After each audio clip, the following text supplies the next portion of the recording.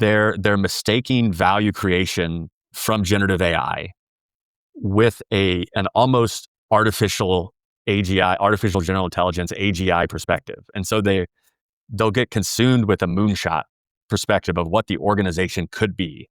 Generative AI hasn't changed the fundamentals that you can't have a strategy chasing a tool. You have to have a tool chasing a strategy or chasing an objective.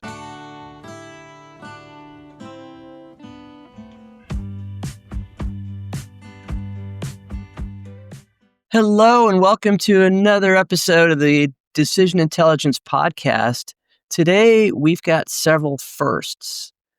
This is the first time we've had a direct conversation with a guest about GenAI and readiness of organizations for GenAI. It's the first time I think that we've had an ex-Deloitte consultant, but it's definitely the first time we've had somebody on the show who's got a PhD in kinesiology.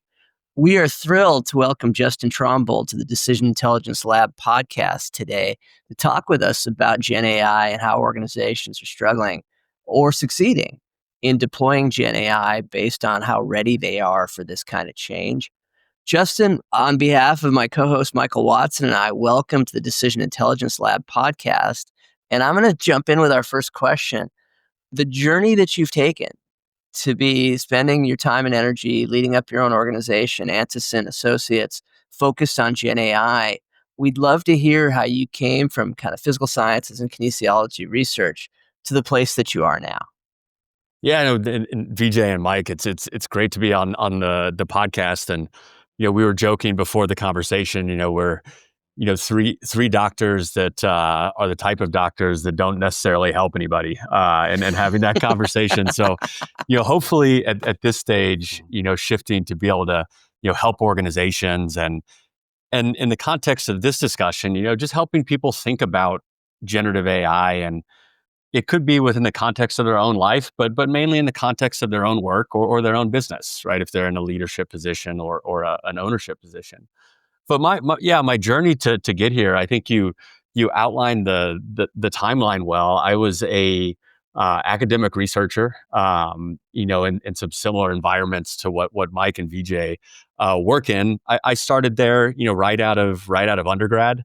As you noted, the kinesiology element, my interest as a young man was very focused on human performance, and as a former athlete, that was compelling to me. And what that ended up evolving into was a bit more of a clinical background, which was, well, what role does energy expenditure and exercise and nutrition play on diabetes, on metabolic function? And I went through that process, and a unique aspect of the training that I had, as some of your listeners, and I think Mike and Vijay will appreciate, not all training environments are created equal in terms of who your advisor is and what you get out of it. But I was fortunate enough that my advisor was very hands-off. He was able to develop a level of trust with me, at least that's what it appeared to be, where I was exploring my own avenues of research. And that is ultimately what led to that morphing from more human performance to activity and diet in the context of health. But as a lot of researchers are one to do, I liked the process. I liked the way of thinking about questions, but was not that excited about hyper specializing in one area as an academic, and so moved over into consulting. That, of course, introduced a whole nother set of challenges that weren't present as a researcher. But that fundamental thread of being able to ask the right questions and answer the questions, albeit in a different context, carried through as a consultant. And similar as what you might suspect, you mentioned ex-Deloitte, and this isn't Deloitte per se, but being in a large firm environment, and you have a curious mind, you have an independent spirit that I developed, or it was brought to the forefront as a researcher, that sometimes doesn't gel. That isn't always the best Yes. the best fit. And so, while it was a fantastic experience and worked with a lot of great people and great companies, decided to move into independent work. And that was right along the time scale 2 or 3 years ago when generative AI started emerging. And one of the areas I developed a lot of interest in as a consultant at Deloitte and other firms was the fit of operating models to business objectives. So how well are your ways of working actually aligned to what you want to accomplish? And we started doing a lot of state of generative AI interviews. And in my mind, these recurring themes kept coming up that seemed to all lead back to misalignments with ways of working in an organization rather than a technology stack in terms of what a lot of these technology leaders were really worried about and what they were really having trouble with. And I think to wrap that up, VJ, what then led to the development of the white paper and the research that fed into it was wanting to test which of these factors related to ways of working were most characteristic of organizations that were struggling or weren't struggling. And that's where we developed a generative AI maturity assessment. And that's been a cornerstone of the work that we do at Antesyn Advisors with large companies, small companies, and everywhere in between. Yeah, Justin, could you talk about that readiness assessment? Like what is it and how do companies go through it and how has it been perceived? Yeah, so the readiness assessment is on its surface, it's exactly what it sounds like. It's a diagnostic that organizations go in. It could be a single individual. It could be ideally people at various levels in the organization or across the organization in different business units, different functions. And so they take the readiness assessment, which goes through a series of 25 or 30 questions, and it asks you to rate how you perceive your organization, in some cases related to generative AI, but in a lot of cases about how your organization makes decisions, how well your organization collaborates with each other. What's the track record of your organization to realize value from technology investments and so forth?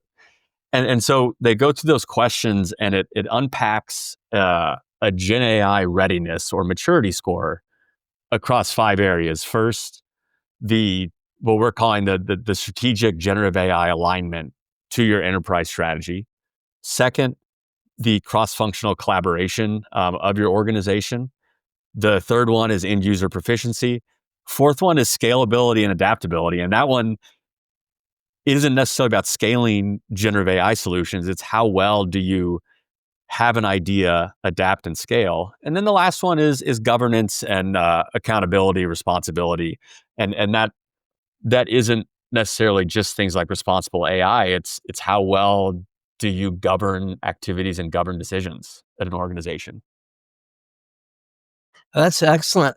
Justin, I would love to kind of dig in further into a couple of these. And Mike, you might have a couple that caught your ear as well. But the first one is the first one, literally. Talk to us a little, in our audience, a little more detail around what you articulate as strategic alignment of strategy with Gen AI capabilities. Yeah, this is an interesting topic, and it back to that idea of my interest in operating model. There's this concept of behaviors, beliefs, and results, right? And the idea that or beliefs, behaviors, and results that if we think about an enterprise vision or a business unit vision as that belief, here's what we want to be, here's what our objectives are. Often the question comes down to then how do you translate that into behaviors and then the results that that you Right. anticipate having.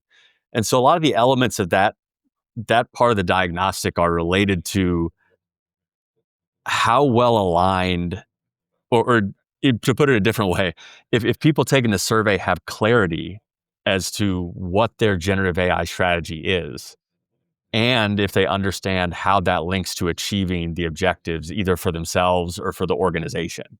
And so it's very much about not as much what is your strategy, but what that alignment is, and have you historically had really good alignment? Because obviously organizations, like people, display common characteristics in new environments, right? And so if you have a track record of here's our mission statement that sits up on the wall, but nobody really pays any attention to it, or our strategy is Right. to go into X market, but people are still getting incentivized to generate cash from their existing activities. Those are the types of things that emerge from the diagnostic, because you could say, well, yes, you can set a generative AI strategy in that context, But if your people aren't empowered to execute upon that, or they don't even really know what it is, it's not going to translate to the type of value that the organization wants to generate. I just one comment is Justin, you really caught my ear when you talked about beliefs and behaviors. The results part is a sort of a different conversation, but I that seems to be an alignment question that is so central, too rarely asked, and independent of Gen AI. Um, do you feel like your methodology does a good job of shining a light on those gaps between beliefs and Yeah. behaviors? Yeah, I think it does. And some of those elements are somewhat hard to get at just from doing a survey. And one of the ways that we get around that is ideally when we work with organizations, the senior leaders, middle managers, and let's say the more terminal executor employees will all take the same survey. And what we then look for isn't an answer to a specific question, but we look for the variance up and down the organization. And so when we see those bifurcations, that's when a red flag really goes up to say, let's say everything else is right. You have a very collaborative culture. You have this, your people are enthusiastic and are starting to embrace generative AI tools. You have even a track record of, let's say, scaling and adopting technology solutions or traditional AI even. If there's a misalignment in that first bucket, it often breaks everything downstream. And so you get that hypothesis, and then you go in and you start talking to organizations. You start doing a little bit more of the blocking and tackling of setting up the roadmap to identify use cases, as we say, to win today and to win tomorrow. And you really start to see that you see that it isn't aligned, why it's not aligned, and you can validate the hypotheses that came up in the diagnostic. So it certainly isn't. That's a long way of saying it isn't a one size fits all. Like you take the diagnostic, everything. Often you have to then get in there and talk to them, and the leaders in some ways have to see that data, because what we found is when you ask leaders about the alignment, almost all the time they think it's very clear, it's very aligned, and particularly with generative AI, but it actually isn't. And that of course creates a huge problem. So just being able to show that data is a good starting point for something that's often very hard for people to digest, that topic of not being aligned. So thinking about the operating model in the strategy, like a lot of talk around Gen AI is like, we almost need to build a company with Gen AI at the heart of it from the ground up. Like, it's like a totally new way to operate with given this technology. It's like electricity. We had to redesign our factories to figure out how we could actually use electricity better, and it took a long time. Like, how do you approach that when you talk to a company? Like, if they have to make fundamental changes in how they're set up just to take advantage of this technology, like how do you think about that? Yeah, I think it's back to a first principles perspective. So the element that's not changing is generative AI hasn't changed the fundamentals that you can't have a tool, or you can't have a strategy chasing a tool. You have to have a tool chasing a strategy or chasing an objective. And one way that I think is useful to think about generative AI at the enterprise level is it fundamentally does two things. It improves or theoretically could improve decision making. And this can, of course, be a higher value path. You think about being able to do scenario analyses, it can generate options for decisions. Of course, augmenting decisions to be able to understand, if you're making a better decision or not. But the other lane is improving processes. And so why did I set it up that way? So Yeah. improving processes with generative AI, it's very much still like it was in the old days of continuous improvement and process improvement.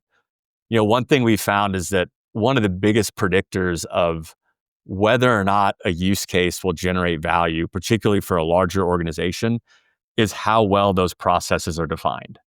And so starting with that as a backbone, then dissecting it and saying, okay, like anything else, where are the opportunities to improve that process using tools like generative AI, or perhaps more importantly, recognizing that generative AI may not be the path to do it with, Right. and being honest with that.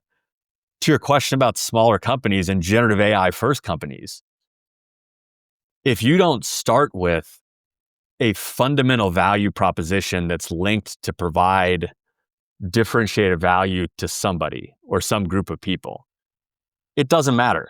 And perhaps people will stumble into it that being generative AI first enables them to get to that focus more effectively. But more often than not, you'd end up with something where a tool like generative AI increases complexity rather than decreases it. So now you have floods of information, you're doing things more efficiently, and it almost makes it more difficult to see the target, as you're getting deeper into it. So it holds up in both dynamics of saying, yes, you can be a generative AI first organization, and you can do that from the ground up. Yeah. But you fundamentally have to know what it is about generative AI that's allowing you to differentiate, and what value does that add to whomever you're trying to add value for. All right, like kind of like the factories of old. It's someone's like, I could use electricity to lay out my factory in a different way. It'll be cheaper. I don't need to be next to this water source, and I'll be able to make more stuff at a lower cost. And you're saying that there's the same kind of analogy. It's going to be totally different for Gen AI. Like you have to have that. Like what is the value you're providing with this new technology? Well, and I think this is a I guess somewhat of a controversial concept. It's the idea. I think the example I've heard the most is there eventually had to be a Warren Buffett, just through the law of large, of large numbers, right? Someone was going to differentiate in the market, and then there's some inertia there. Perhaps they stay there. There are going to be generative AI first companies that will stumble into things. What we're talking about as, whether we're consultants or leaders in organizations, it's how can you increase that probability to be the company that stumbles into success. And in this case, generative AI might accelerate the pace at which there could be winners and losers, right? So you might see more winners, but what you want to do as a leader is not just jump into that and spin the roulette wheel. You want to load the ball in your favor, right? So it'll land on the number you want. Right. Yeah, I almost thought, Mike, as you were talking, the thing that came to mind was, okay, we're going to relay out our factory to take advantage of electricity to deliver things faster and cheaper.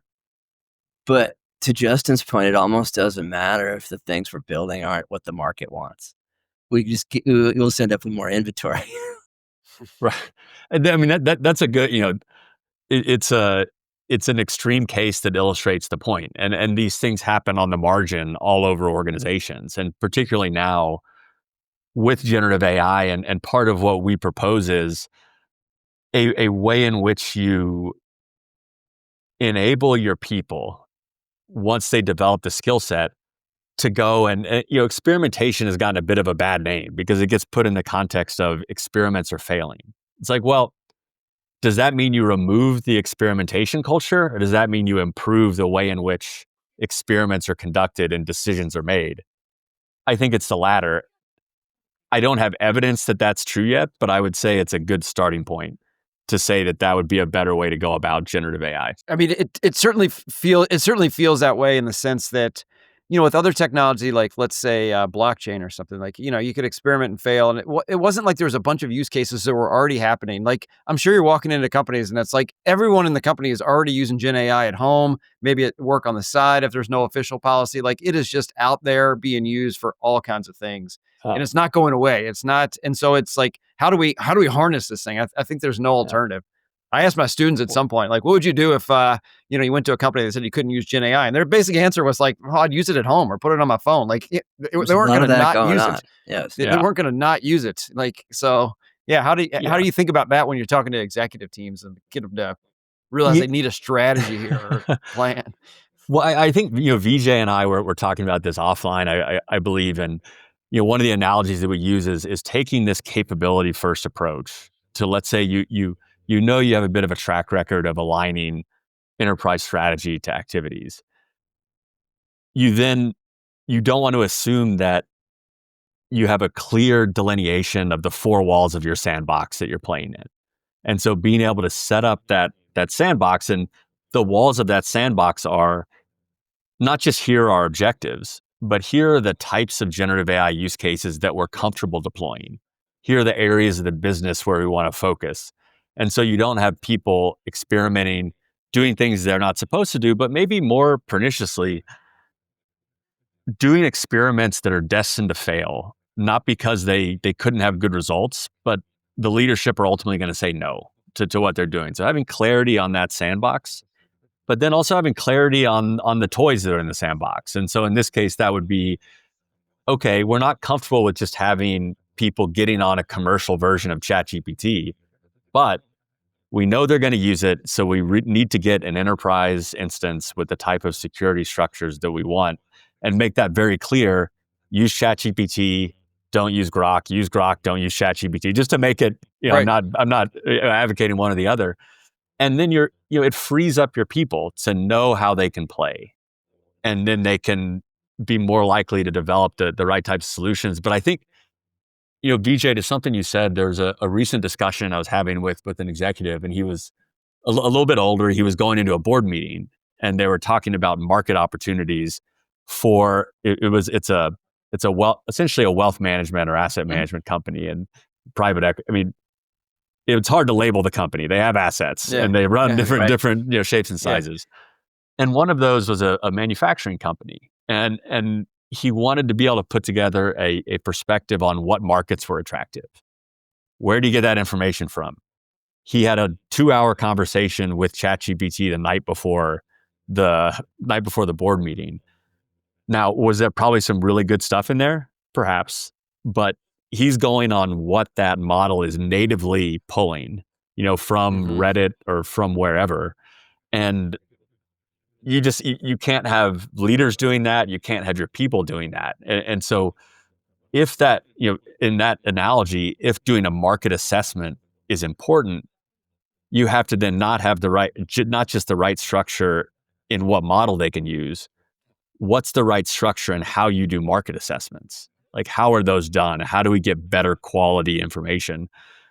And oftentimes, if you have a well-educated and proficient workforce, so that's that end user proficiency, and you give them that guardrail and you turn loose, let's say a really, really smart, junior person or really, ambitious, manager level person, and say, hey, put together a framework of doing market assessments, or take what we already do and look for ways we can augment it with generative AI.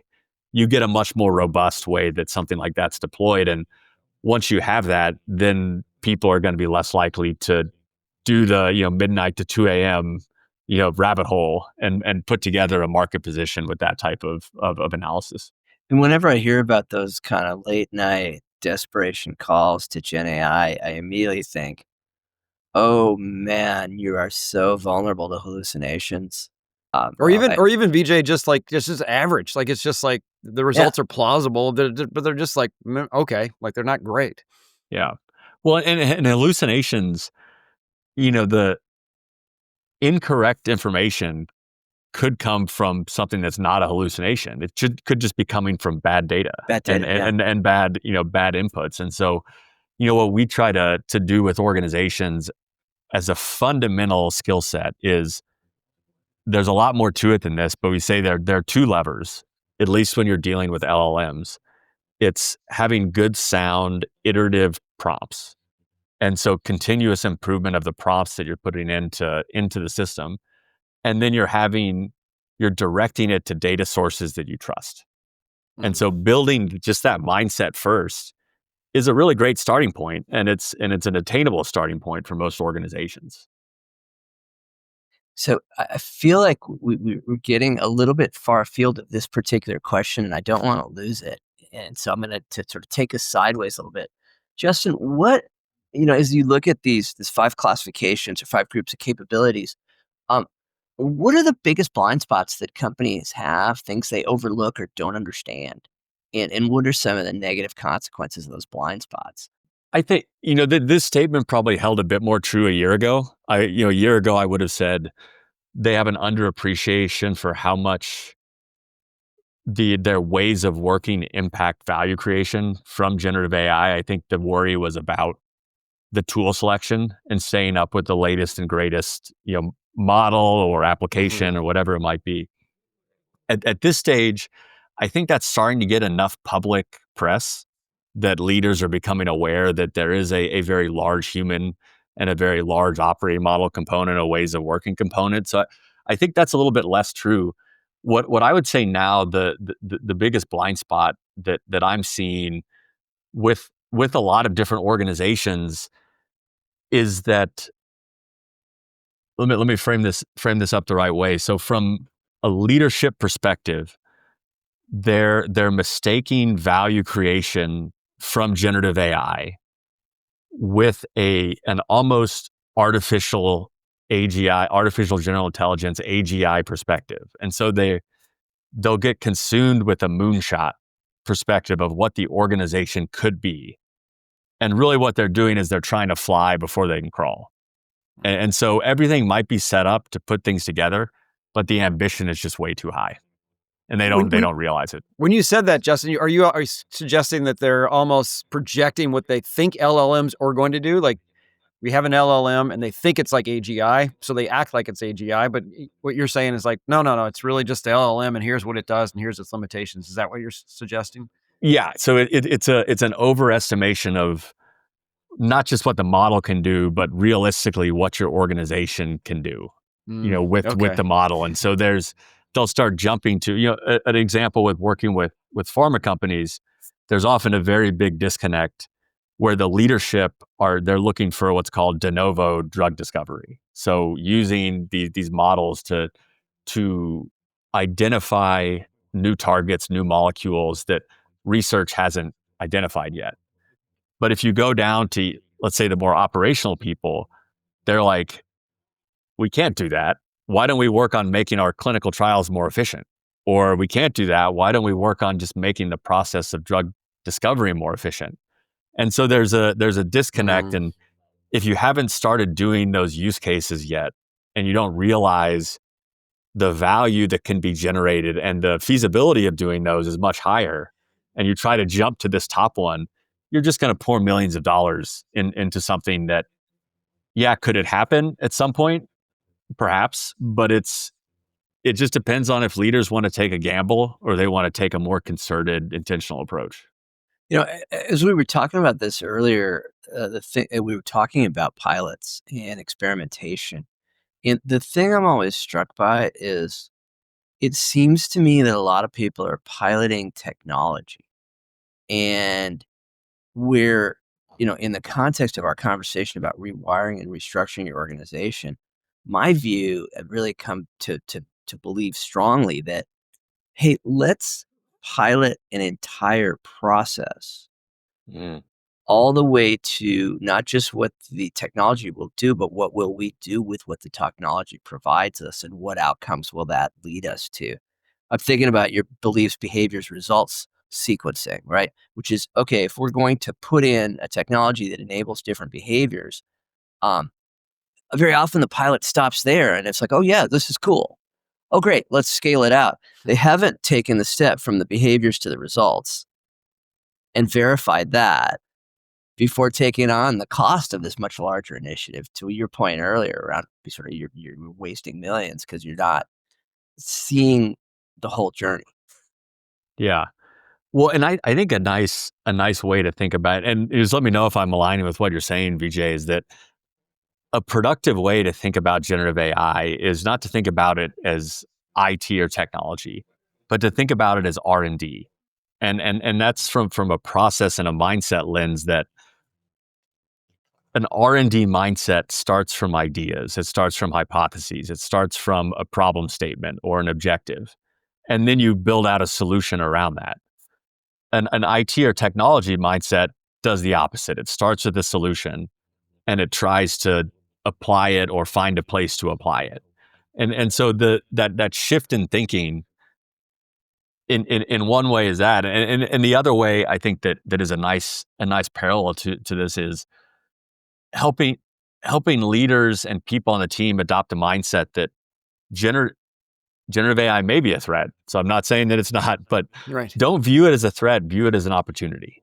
And if those two things, those two mindsets can be put together, VJ, then you set yourself up to get into a much more tactical approach. Well, now how do you align those beliefs, behaviors, and results? And what Right. what are the precise steps and processes or incentives that have to be in place to set up some of these structures that you hear people talking about on any number of position papers that come out. Go I ahead, Mike. really like your drug discovery one because it's something you hear people talk about just in the press. It's like, well, LLMs are going to discover drugs. And I think what you're trying to do is get organizations to think bigger. Like there's this huge process. It's not just that one step. You've got to figure all this stuff out. You got to test this. You got to do clinical trials. There's a million things you have to do. And by thinking about the process, you're helping companies realize, this is bigger than I thought, and then I can figure out where to plug it in. And so, kind of related to that too is like I think one of the challenges I see when I talk to executives is there tends to be LLMs sort of take the oxygen out of the room, and there's plenty of tools that are automation, optimization tools that help you do better that aren't LLMs. How do you get people to think or assess the readiness there to think like, every time we have a problem, it might not be just plug in a ChatGPT. It might be, plug in an optimization engine or plug in this kind of analytical tool. How do you get people to think about that? Yeah, I think that's there's a bifurcation, right? So let's just say that we have an enterprise strategy and we're going through a generative AI strategy approach and we're starting first with that workflow or that process mentality of let's go in and understand what it is we're trying to improve. As you go through that series of questions and then you start thinking, well, which of those workflows, drive the biggest, maybe we call it margin leverage, and that has all kinds of different arms that could be the reasoning for that. But then you ask yourself the question, what could change if generative AI or AI became let's just say a first-class operator or something within that process? Then you can look at it a little bit more clearly and say, is this actually the best place to apply a generative AI tool to a component or otherwise? And you just get much more prudential about how you think about where those investments are going to be. And I think one of the more interesting elements that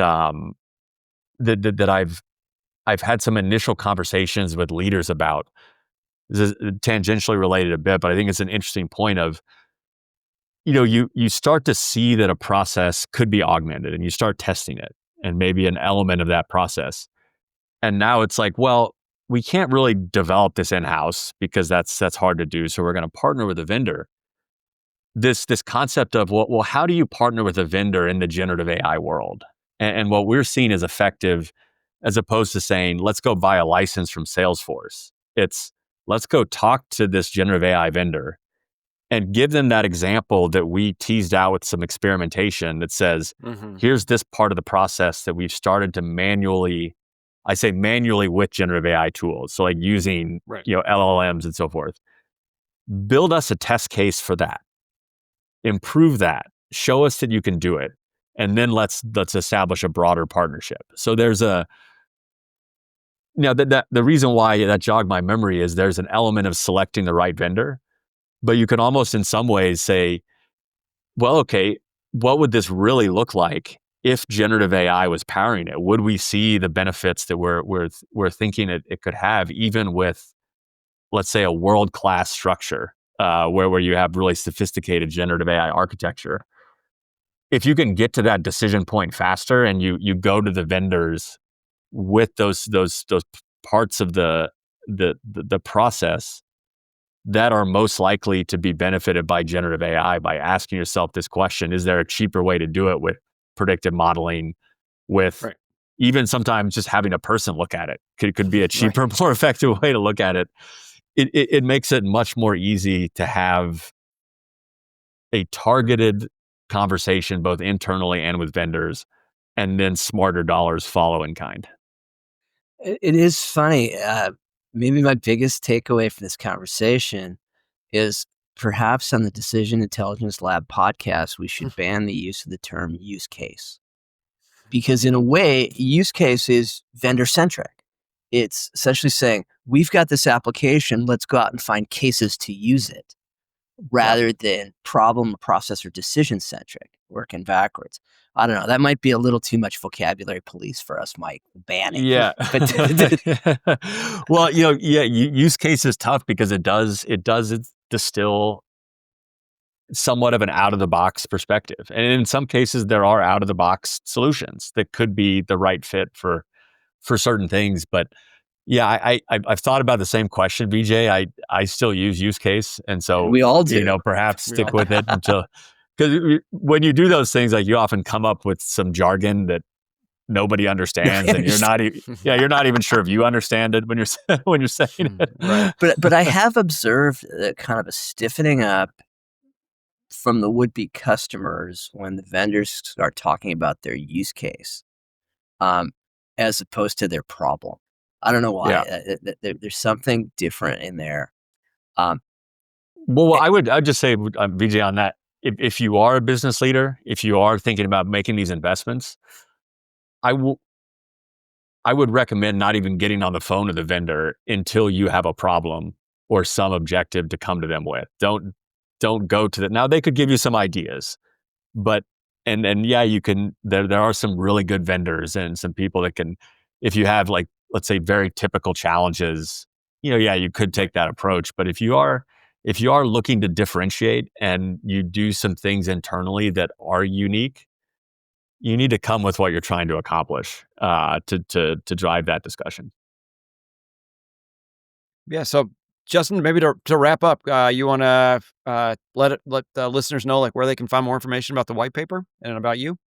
Yeah, so of course, you could probably put me into an LLM to find some information about me, but that's not what you're at. We and perhaps we'll be able to display this in the show notes. But what we For put sure. together, yeah, we talked about the 25-30 question diagnostic. We put together a 6 or 7 question miniature diagnostic, and that's on our website, and I'll share the link for it. You just go on, take a little bit of a test drive, put your information in, and we'd love to have a follow-up conversation with any of your listeners that want, either just want to get on the phone and chat, or they want to talk about some ways they can start thinking about this more deliberate approach to generative AI. Perfect. well, that's terrific. Justin, thanks for taking some time with us and giving us a perspective on something that lots and lots of people are thinking about now. Am I ready? Am I missing the wave? Am I behind? Are my competitors going to crush me? Um, None of that is possible if they don't take a good hard look at where they are and what they're trying to accomplish. So, really appreciate you kind of sharing a bit about your methodology, and best I'll of have to luck. just I'll have to say one more thing, VJ. If you're, Please, it Yeah. just reminds please. me of, for all your listeners, don't overestimate where your competitors are, but use that as a motivator. And so I have conversations with Fortune 500 companies all the time, whether it's through direct client work or research that I do. They're all having the same problems. So there's probably something out there that's gonna, topple buildings and is imminent. But by and large, these issues exist at companies of all sizes and all maturities. And so, get take 5 steps back to take 10 steps forward, and don't rush the process. Perfect. That's a great way to Excellent. wrap up. Thanks for your time, Justin. We really appreciate it. All right. Thanks, Thanks, everybody. Mike. And Thanks, for Vijay. those that are listening, do go to the Decision Intelligence Lab Substack page and subscribe to our podcast so you don't miss another episode. Thanks very much.